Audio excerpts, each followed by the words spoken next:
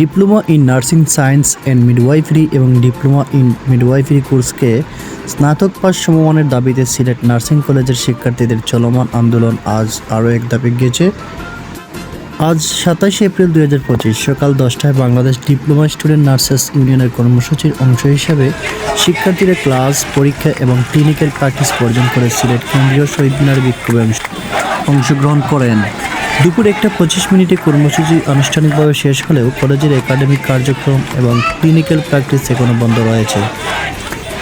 প্রসঙ্গত, গত 21 এপ্রিল থেকে শিক্ষার্থীরা মানববন্ধন কর্মসূচি, জেলা প্রশাসকের কাছে স্মারকলিপি প্রদান এবং কলেজ ক্যাম্পাসে বিক্ষোভ সহ ধারাবাহিক কর্মসূচি পালন করে আসছেন।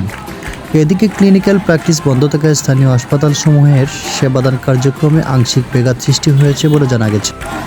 এছাড়া আজ রাতে আন্দোলনের ধারাবাহিকতায় এবং পুলিশের সাথে সংঘর্ষের ঘটনার প্রতিবাদে শিক্ষার্থীরা সিলেট এম.এ.জি. উসমানী মেডিকেল কলেজ হাসপাতাল থেকে এক বিশাল মশাল মিছিল বের করেন।